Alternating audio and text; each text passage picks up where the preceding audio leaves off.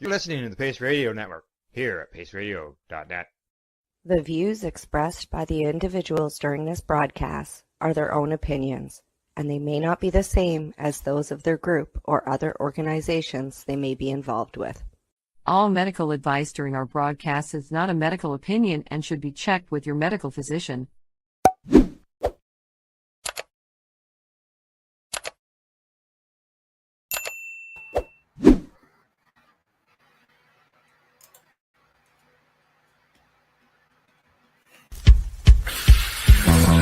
Oh yeah, baby, that's lovely.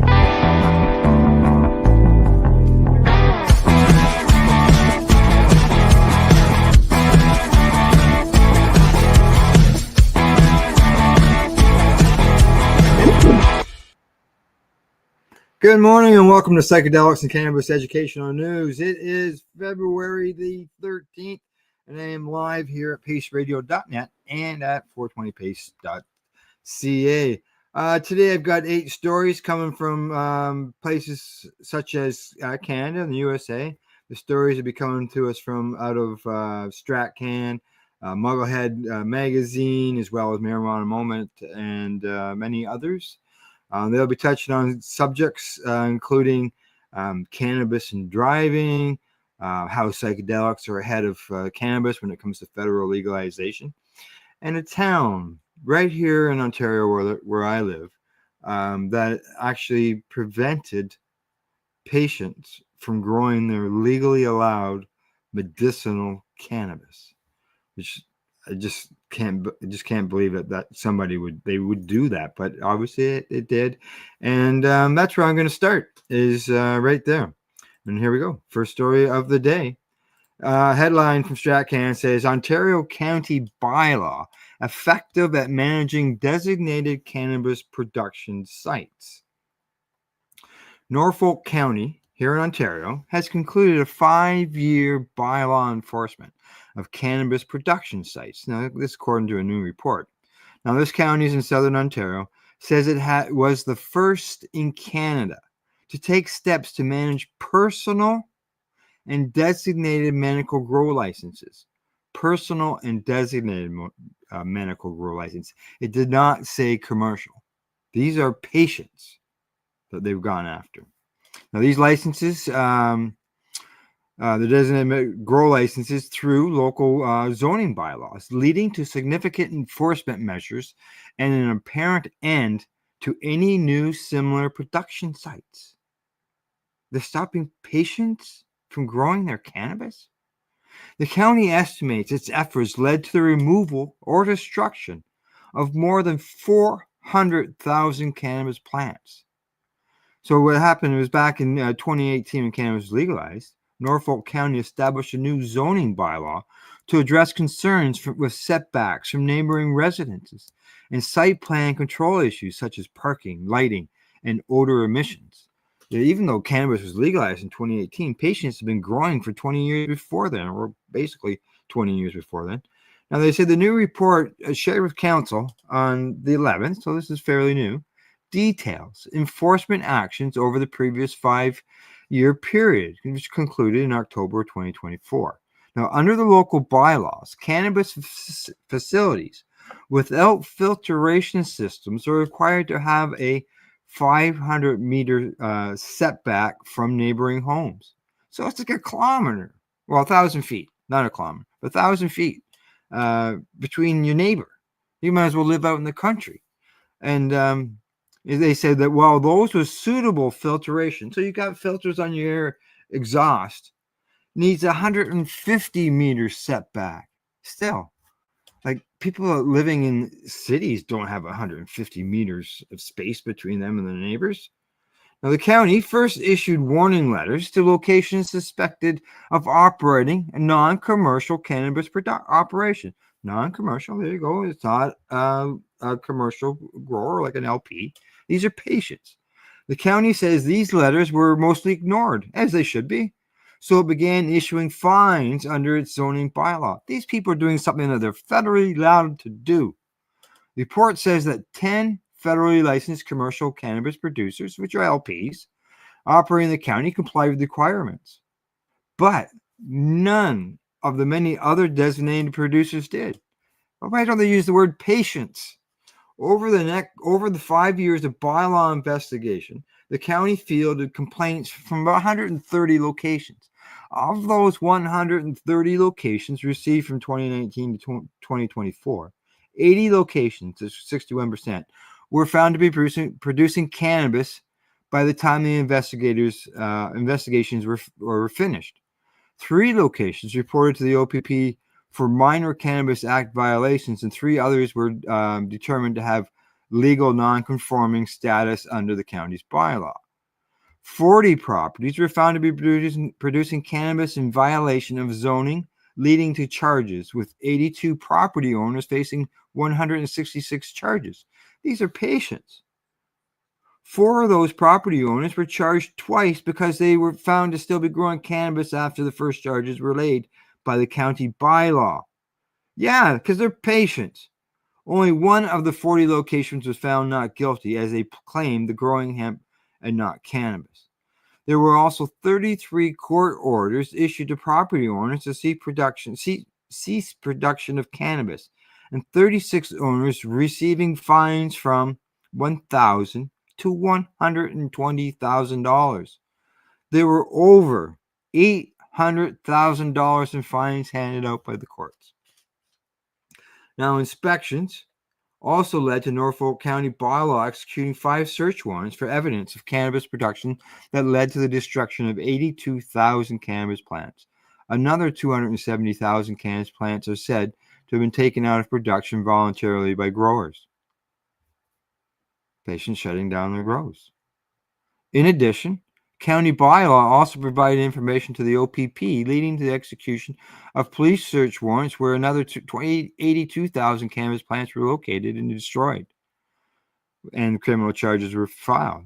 The report estimates a total of $430 million worth of potential cannabis destroyed as a result of these bylaw efforts, based on an estimate of a finished street value of about $1,000 per mature cannabis plant.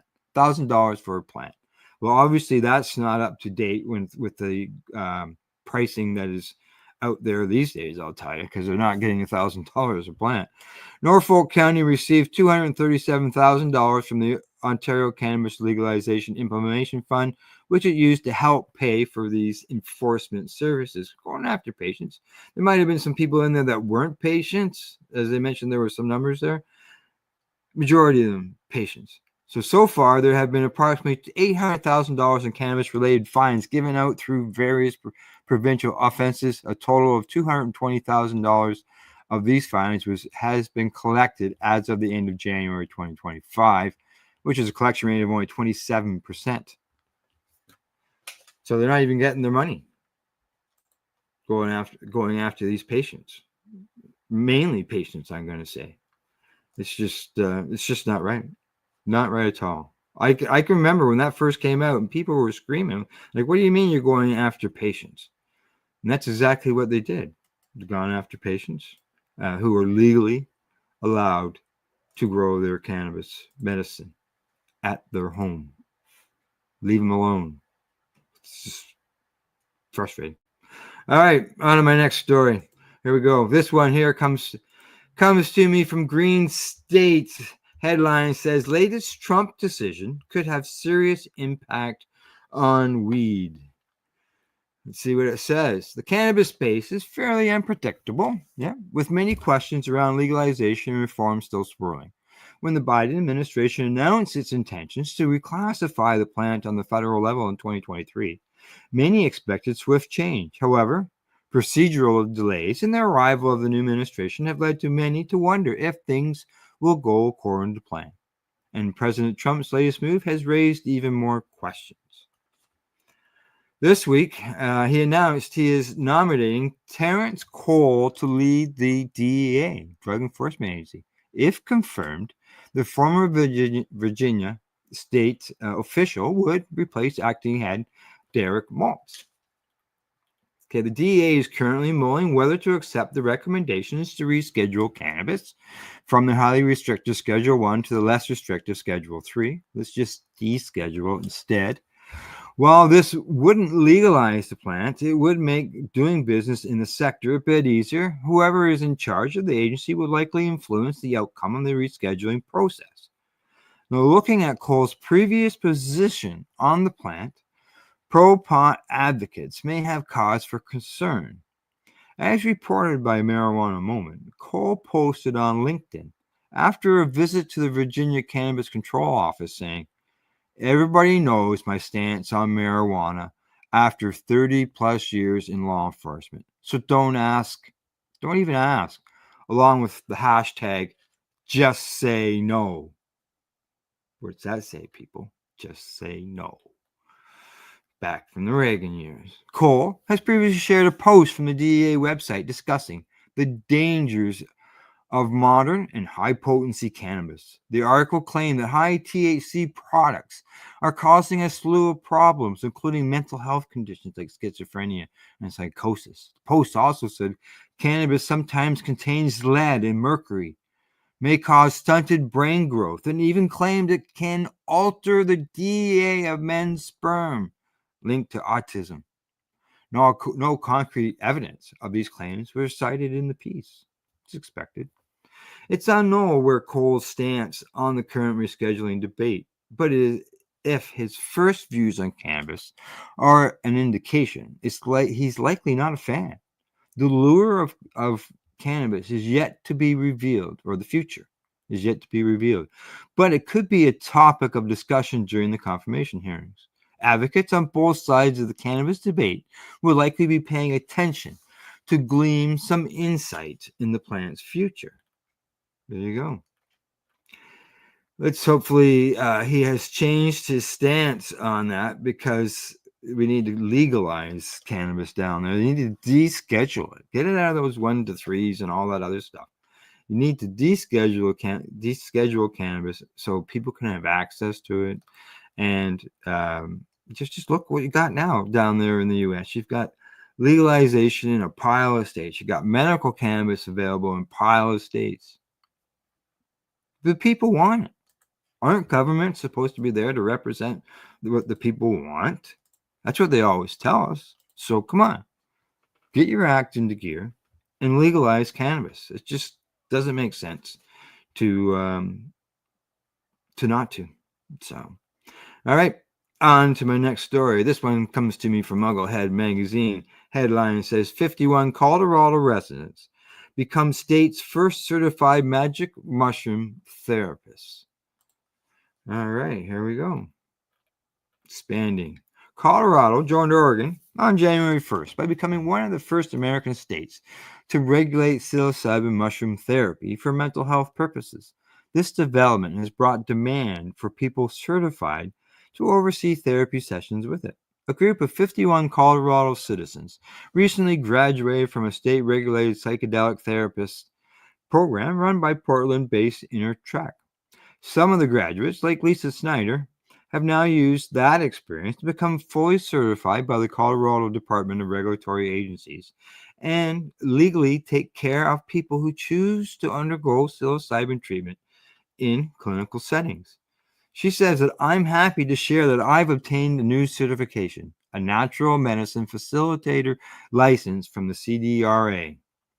Intertech is licensed by the Oregon Health Authority to provide training and has now expanded its reach into Colorado with the new legislation. It was founded by Tom Eckert and his wife, Sherry, who were instrumental in pushing for psilocybin legalization in Oregon back in November of 2020. They say that our program offers 150 plus hours of core training, including in-person intensives near Boulder, Colorado, and Portland, Oregon, engaging online classes, and 40 hours of supervised practicum is what they described on a recent media post. So Proposition 122, which passed in late 2022 and came into force in the new year, has also decriminalized the possession of other psychedelic substances in the state. In addition to psilocybin, cultivation and usage of certain entheogenic plants is no longer a crime.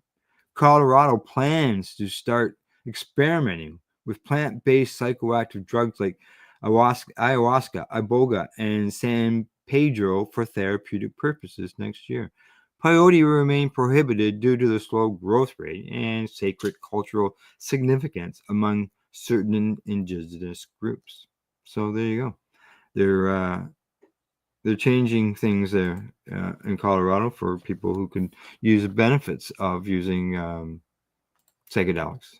And I can tell you, I've got a story that's going to come in the second break talking about psychedelics and comparing it to cannabis when it comes to legalization and so on and so forth. So, alrighty, on to my last story before I get to my break.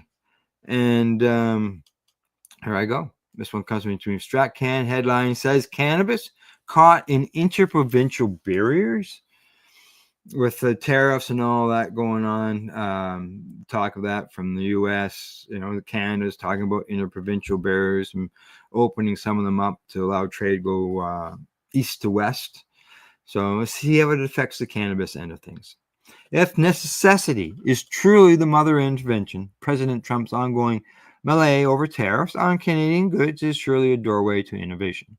If nothing else, this looming financial burden for Canada has been a wake-up call for Canadians to realize that we can't depend on over 70% of our exports being shipped to one country, no matter who it is. Doing so is a foolish exercise in dependency and sets the Great White North up to the beholden to a trading partner with a strong hand in determining our destiny. So as the initial shockwave clears and Canadian officials scramble to rebound from this week negotiating position, many ideas have been floated to make trade more diverse. These include reaching out to countries in Europe and elsewhere and renewing a push to eliminate interprovincial trade barriers in order to expand domestic revenue. This is because while Canada is a sovereign nation, many Canadians do not realize the incredible level of trade restrictions that exist from province to province, choking domestic trade and limiting the revenue Canada can make within its borders. While the threat of tariffs on goods entering the U.S. does not have a direct impact on the Canadian cannabis industry for obvious reasons, knocking down interprovincial trade barriers could be a fantastic and welcome opportunity for the sector, and this has not gone unnoticed. Now, according to Jonathan Wilson, CEO of Crystal Cure, he says, this is something I've been discussing for a long time from my previous experience in beverage alcohol in the Nova Scotian wine industry. We're a giant country, but we forget that within that country, there are a whole bunch of borders. And he says that since Confederation, all of the provinces and territories have had their own governance on trade, their own setup, and some are more protective than others. Now you see, over 150 years later, what it's done. It's caused a bunch of bureaucracy and red tape. Wilson went on to say that because of this, it was always been the norm of provinces to protect their borders by keeping a very watchful eye on what they deem okay to enter and exit in terms of goods and services. Now, reducing or eliminating Canadian trade barriers is not a new topic of discussion. Now, back in 2017, provincial and territorial governments signed the Canadian Free Trade Agreement designed to open up trade restrictions and create more domestic revenue. While it was a step in the right direction, almost half of the 345-page agreement was filled with exemptions and opt-out measures. At the time, a report released by the Senate, Tear Down These Walls, Dismantling Canada's International Trade Barriers, showed the provincial trade restrictions were costing Canada as much as $130 billion per year. And these restrictions included everything from truck tires to alcohol to carbon emissions to many other goods and services. And in 2018, the conversation continued again, sparked by a court case in which New Brunswick resident named Gerard Como went to Quebec to buy alcohol and was fined $240 plus fees when he returned to his province. Como fought the fine, and the case eventually went all the way to the Supreme Court, which upheld the existing law. Nevertheless, the superfluous nature of the restrictions on full display for the country to see. Then, as recently as 2023, a report from the Montreal Economic Institute said the interprovincial trade restrictions was costing Canada an extra 7% in countrywide goods and services, and they wanted barriers removed. So how would eliminating trade restrictions help cannabis? Let's find out. The first group, it would help as the smaller companies, the micros and the craft producers, the ones that don't have significant infrastructure, size, or cash flow to get into the OCS, BC, LODB, or any of them, says Wilson. He added that it would allow for direct sales to consumers, increase competition across the country, which would improve product offerings, and more unique products would see the light of day from coast to coast. Gord Nickel, the owner of North 40 Cannabis, a micro cultivator and processor in Saskatchewan, would also agree. He says he has demand in other provinces, but the process of getting approved by the boards in those provinces can be a real challenge. He says that a very good example is that the multi-retailers in BC have been requesting my product and have been rejected by the board because they prefer to support BC cannabis, which is exactly what we're talking about in interprovincial trade barriers. He went on to say that there are barriers to enter every province that has a regulatory board and acts as the provincial gatekeepers. If Canada could drop all that, Nichols feels he could sell his entire inventory. He says that, let me sell to any retailer I want to anywhere in Canada. I've got retailers in Ontario that would love to carry a product, but I can't jump through their hurdles to supply 6 retailers, but I could do it if they weren't in the way. Move would also undoubtedly assist in eliminating the illicit market, which pays no attention to trade restrictions, according to Wilson. He says that provinces on their monopolies and protect their borders, thinking that they don't want to give up any revenue from controlling liquor, cannabis, or whatever, but there's a tremendous amount of opportunity to not only make sales tax, but revenue from whatever they are sending out. The pie can actually be grown. Wilson went on to say that any of this to happen, at least in the cannabis sector, it starts with the federal government as it created the Cannabis Act. Then they'd have to get the provinces and territories on board, which has been the hardest part.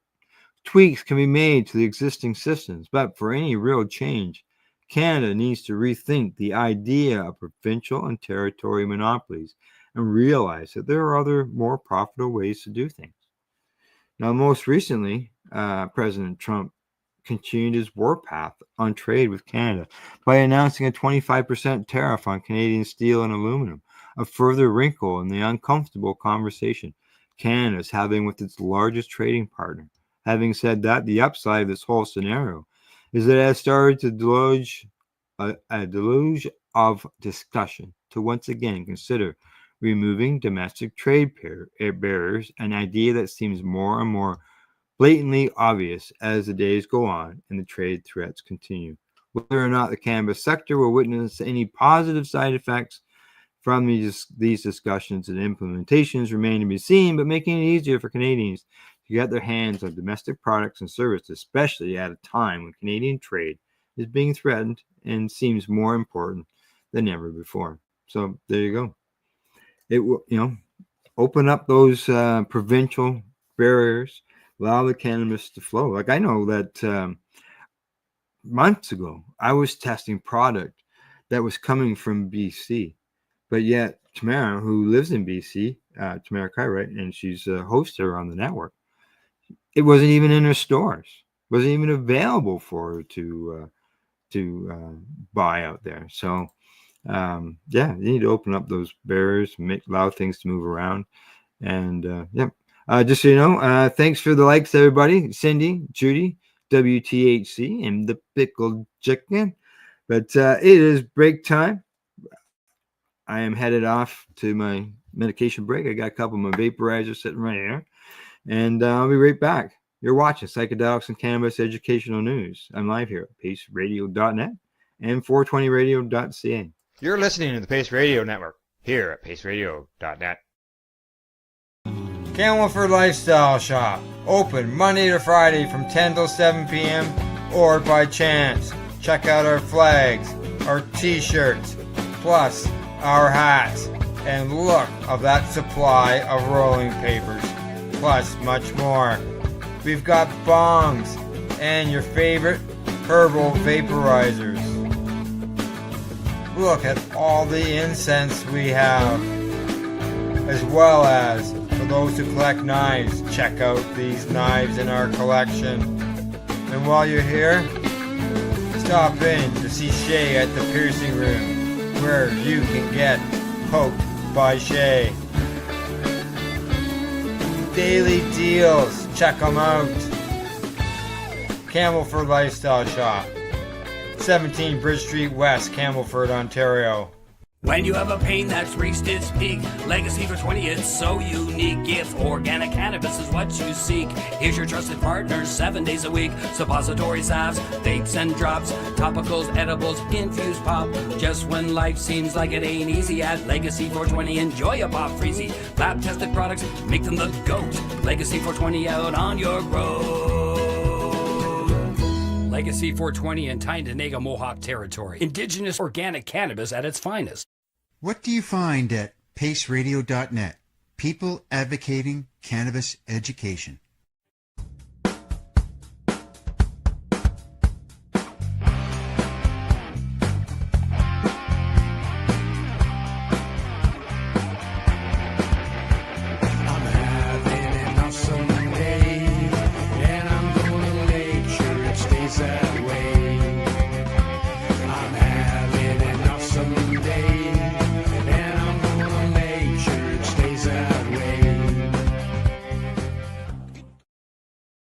Limestone City Hydroponics is Kingston, Ontario's hydroponics shop. Take your growing to the next level and create the optimal environment with a tent kit, or maximize your yield with an ebb and flow flood table kit. Either way, Limestone City Hydroponics has more sizes and options to fit your needs. Are you looking for the power of the sun that adapts to your budget? Then look no further, as they have professional grow lighting. They have indoor grow systems that are easy and cost effective, with many options to fit your living space and lifestyle. Cultivate your growing potential. We have everything you need to succeed. And if you can't make it to the store, they offer local delivery to the greater Kingston area. Remember, when you're looking for experts to help you grow, then look no further than the locally owned Limestone City Hydroponics, 105 Sunderland Drive in Kingston, Ontario. Call them at 613-548-0420.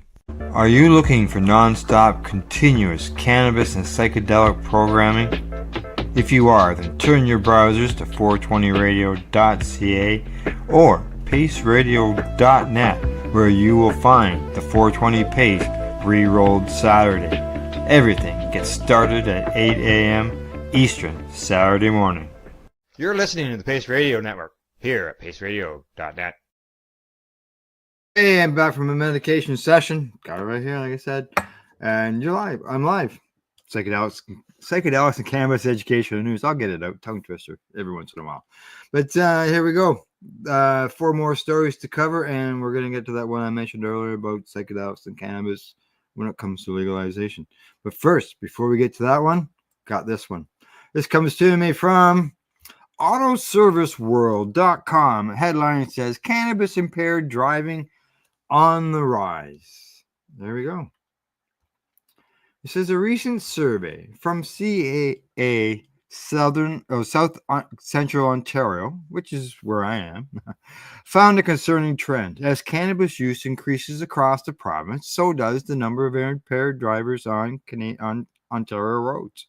According to the study, 53% of Ontario drivers have tried cannabis, a 14% increase from last year, and a 19% admitting to have consumed cannabis, and driven a rise of 5%. Now, according to Michael Stewart, the community relations consultant for CAA here in South Central Ontario, says that this data shows us that the popularity of cannabis also has subsequently resulted in more impaired driving. Despite increased awareness about the risk of impaired driving, the survey reveals troubling behaviors among cannabis users. It says that 52% of recent cannabis-impaired drivers drove within 3 hours of consumption. 31% admitted that feeling high while driving, while 76% expressed confidence in their ability to drive. This figure is down 10% from last year, indicating a growing hesitation. Now, 63% of cannabis-impaired drivers worry about being caught. Now, the survey also highlighted a perception gap about the dangers of cannabis compared to other substances. While 91% of Ontario drivers agree that cannabis-impaired driving is a serious risk to road safety, it's still viewed as less dangerous than alcohol or illegal narcotics or opioids. There is often a misconception on the effects that cannabis can have on a driver, as Stuart explained.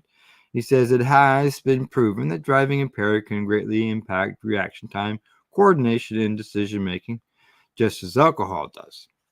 Now, drivers who admitted to driving after cannabis use often cited rationalizations, such as believing they hadn't consumed enough to be impaired, feeling they had no alternative but to drive home, and assuming a short drive posed a minimal risk. So there you go. None of that touched on patients that I'm seeing. They didn't mention patients, but I got to believe that their numbers would be included in the overall, because patients consume cannabis every day. Patients don't give up their, they don't have to give up their driver's license or anything. So, a patient, if they're consuming throughout the day, even if, as they say, 3 hours after driving, if a patient has consumed at 10 o'clock in the morning and they've got a place to go, hours later, and there's no feeling buzzed, they're going to drive. But yet patients know that if they got stopped and they got checked, it would show a positive on them, but there's no feeling of impairment for a lot of the patients. And I know when they talked there about people being concerned and scared, I had one patient that contacted me when Canada legalized and the laws changed for the driving and all that. And I had a patient that contacted me, and they were scared shitless. Whether they felt that they wouldn't be impaired, but even 7-8 hours. And as Glenn has said several times on this program, he was 30 days and still tested positive. So what are you gonna do about a patient? It's just there's that 5 nanogram arbitrary numbers. There's got to be a better way to determine that, but see what happens as things evolve, over time. So, alrighty, I'm gonna move on to my next story. As I mentioned, there was one to deal with cannabis and psychedelics when it came to legalization. It comes to me from Marijuana Moments. The psychedelics are way ahead of marijuana and federal legislation momentum, Democratic lawmaker says, while criticizing Biden's lack of cannabis action. Yes, he should be criticized for that, for sure. All right, here we go. A Democratic congressman says psychedelics are now way ahead of cannabis in terms of federal legislative momentum. And he's criticizing former President Joe Biden for not doing enough to advance meaningful cannabis reform before the end of his term last month. Hear, hear.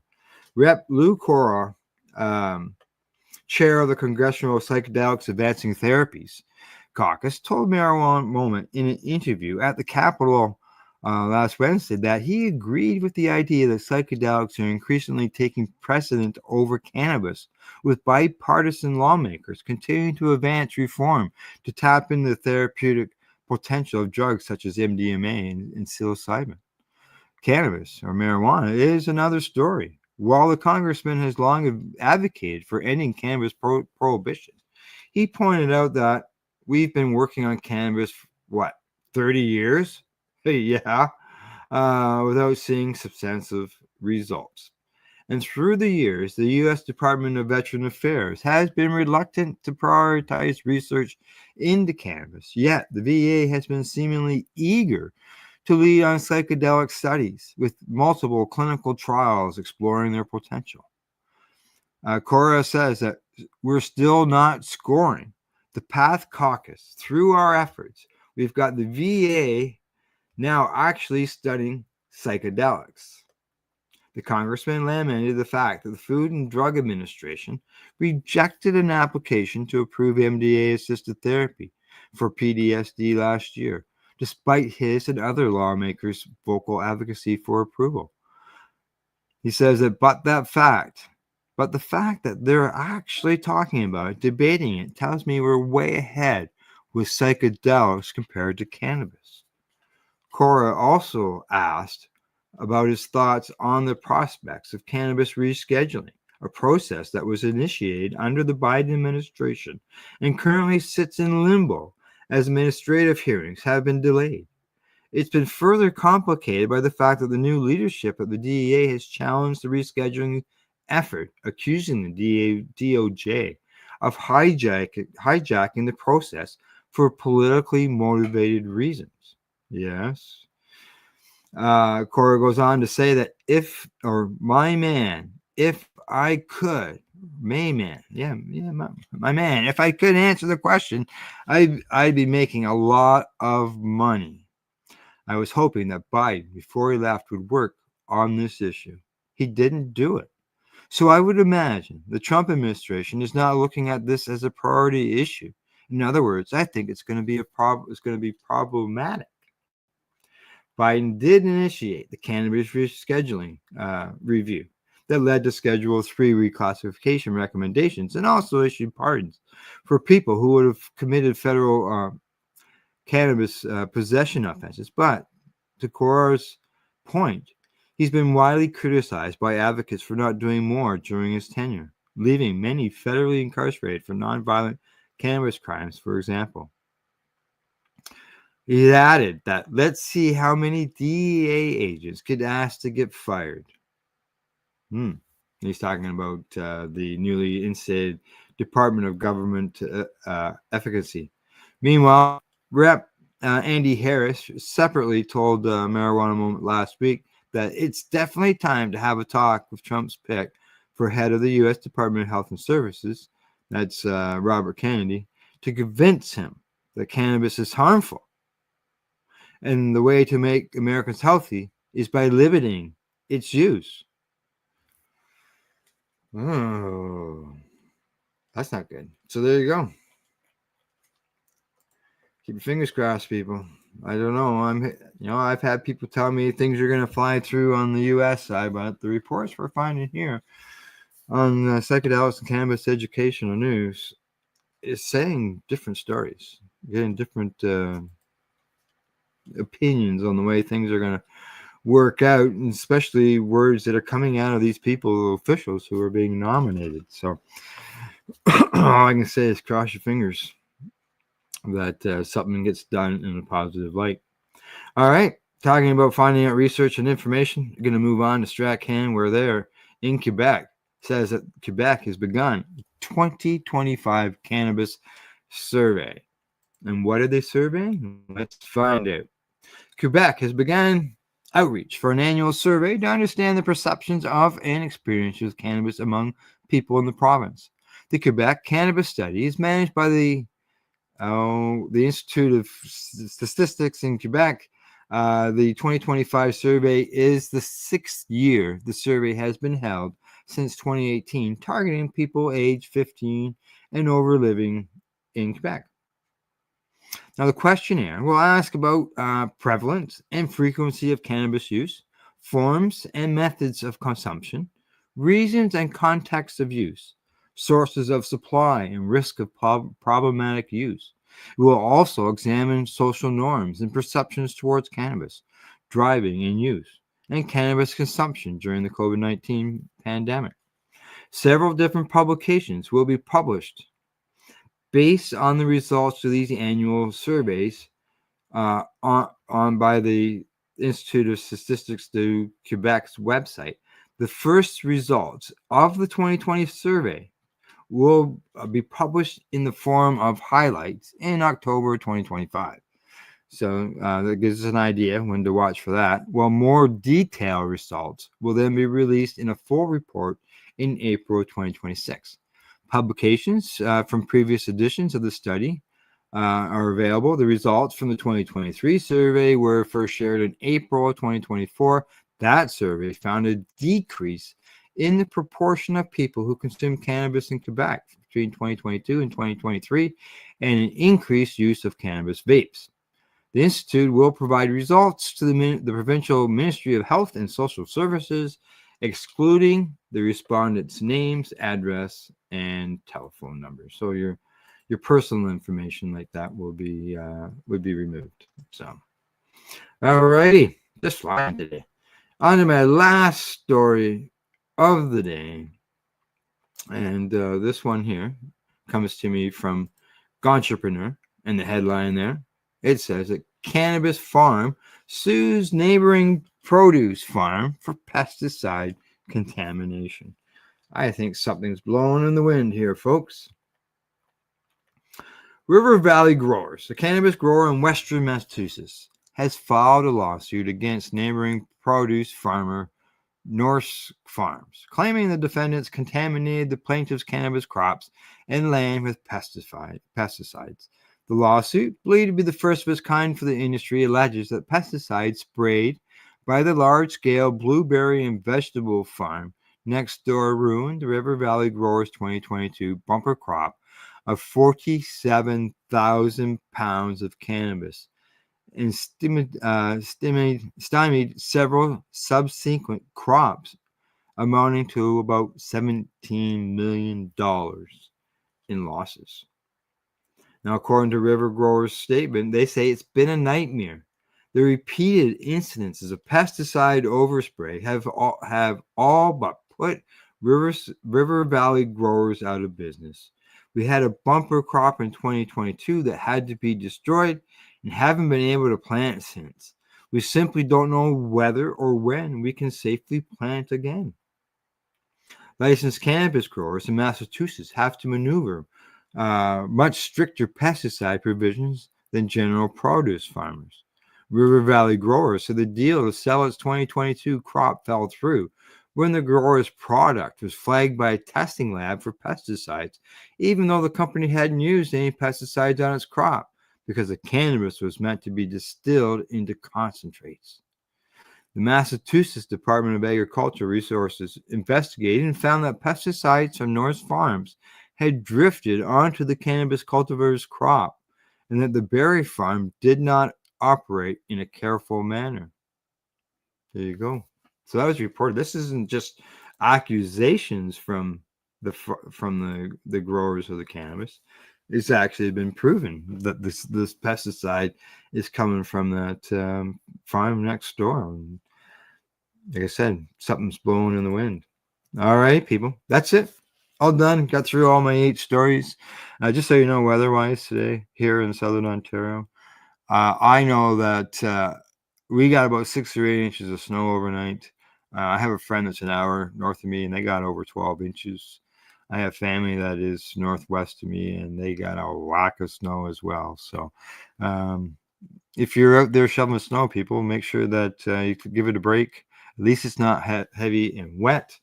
But yeah, don't overdo it, and don't get yourself too stressed. Other than that, from the Legacy420.com news desk, that's it for today's report. And other than that, I want to thank our buds at the Campbellford Lifestyle Shop, Legacy420.com, Lifestyle, Limestone City, Hydroponics.ca, as well as At-Eze.ca. And in closing, weed. I always say weed, even though I'm alone. I'd like to say thanks for watching and for tuning in. And most importantly, don't forget to educate, medicate, and do not incarcerate. Talk to you on Monday. Bye-bye. You're listening to the Pace Radio Network here at paceradio.net. The opinions of the individuals during this broadcast are their own, and may not be the opinions of their group or other organizations they may be involved with. All medical advice during our broadcast is not a medical opinion and should be checked with your medical physician. When you have a pain that's reached its peak, Legacy for 20, it's so unique. If organic cannabis is what you seek, here's your trusted partner 7 days a week. Suppository salves, vapes and drops, topicals, edibles, infused pop. Just when life seems like it ain't easy, at Legacy 420, enjoy a pop freezy. Lab tested products, make them the GOAT. Legacy 420 out on your road. Legacy 420 in Tyndonega Mohawk territory. Indigenous organic cannabis at its finest. Enjoy the buzz of legalization with Campbellford Lifestyle Shop. From lights to plant nutrients, books, consumption accessories, and more. We've got all your basics to grow or consume cannabis. Visit our info center or take a look at our piercing services and body jewelry, now available in-store through Campbellford Lifestyle Shop. 17 Bridge Street West, Campbellford. Limestone City Hydroponics is Kingston, Ontario's hydroponics shop. Take your growing to the next level and create the optimal environment with a tent kit, or maximize your yield with an ebb and flow flood table kit. Either way, Limestone City Hydroponics has more sizes and options to fit your needs.